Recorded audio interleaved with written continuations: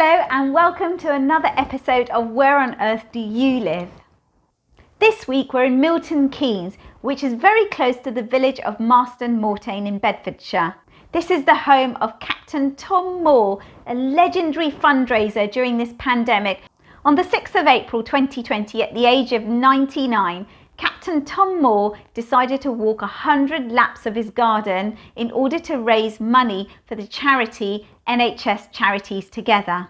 His story captured the hearts and the minds of the nation, and to date he's raised almost £32.79 million. Captain Tom's story starts when he was a young man as a civil engineer apprentice. As World War II broke out, he was enlisted into the 8th Battalion of the Duke of Wellington's regiment. In 1940, he was selected for officer training and completed this whilst on a posting in India.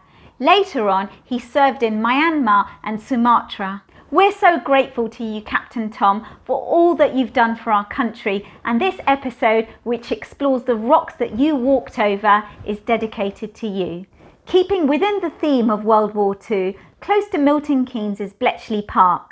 During World War II, almost 10,000 people worked at this secretive location trying to decode enemy communications in order to win the war.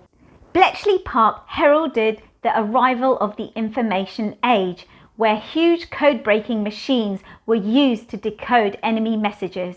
Much of the code-breaking workforce were actually women, and almost 8,000 women worked at Bletchley Park during World War II. These women were talented and gifted mathematicians and linguists, and they became extremely adept at breaking the codes that would help to go on and win World War II.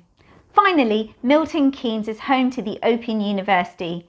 This is the world's first degree-awarding distance learning institution. But where did it begin? Since the 1920s, there was a growing interest in how radio and television could be harnessed and used in order to educate the public. When Labour won the election in 1964, Harold Wilson appointed Jenny Lee as Minister of the Arts, and he tasked her to take on the project that he called the University of the Air. Her commitment and tenacity to see this project come to fruition meant that on the 23rd of April 1969, the Queen granted a royal charter, thereby establishing the Open University. So coming back to Captain Tom Moore and his 100 laps of his garden, I want you to really take your mind back 165 million years ago. You really won't believe what Marston, Moretaine, Milton Keynes and indeed the Bedfordshire area was like. Oh, it's a bit shaky here on this boat. I'm here on the RSS Jurassic 165 million years ago during the Middle Jurassic period. In the Middle Jurassic, sea levels were much higher than they are today, and this entire landscape was covered by a deep sea full of all sorts of interesting creatures. This is what Milton Keynes and indeed Marston Moretaine would have looked like during that period. The rock that formed at this time was a mudstone, and it's known as the Oxford clay. It's a fine-grained rock, and it's absolutely chock full of marine fossils. To find out more about them, we're going to have to head down underneath the surface of the water.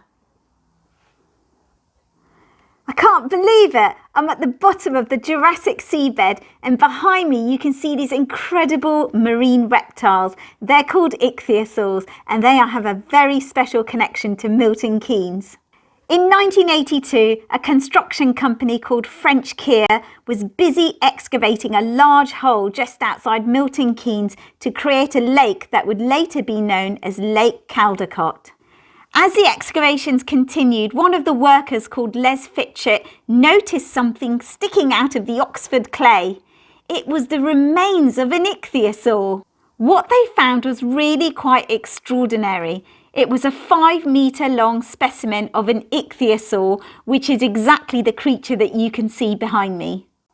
Ichthyosaurs were one of the major predators of the Jurassic seas, and they had these beautiful streamlined bodies which made it ideal to swiftly swim through the waters to chase prey. Now, I've kind of had enough of standing on the bottom of the seabed in the company of these fearsome marine reptiles. If we get back up to the surface of the boat, I'll be able to explore the story of how our Caldicot monster, our Ichthyosaur, died. Now, coming back to our Ichthyosaur, this beast was almost 5 meters long and was later identified as Ophthalmosaurus. Scientific investigations of the actual bones of the fossil suggest some hardening of the bones in different places. This suggests that the Ichthyosaur was actually riddled with disease and was dying of old age. When this creature died and sank to the bottom of the seabed, much of its tissue would have held its bones together. The fossil skeleton remains completely intact and all the bones are where they would be if the creature had been alive. As time went on, the Ichthyosaur skeleton became a home for all sorts of organisms, worms and oysters that became encrusted onto the surface of the bone. Today you can see the Caldicot monster in all its glory because it's displayed for the public in the Milton Keynes Public Library. So there we have it, Captain Tom. As you were walking your 100 laps of the garden, could you ever have imagined you were walking over rocks that recorded such a fascinating history of an underwater paradise of terrifying marine reptiles like ichthyosaurs? So now, if you live in Milton Keynes or even Marston, Moretaine like Captain Tom, you know where on earth you live.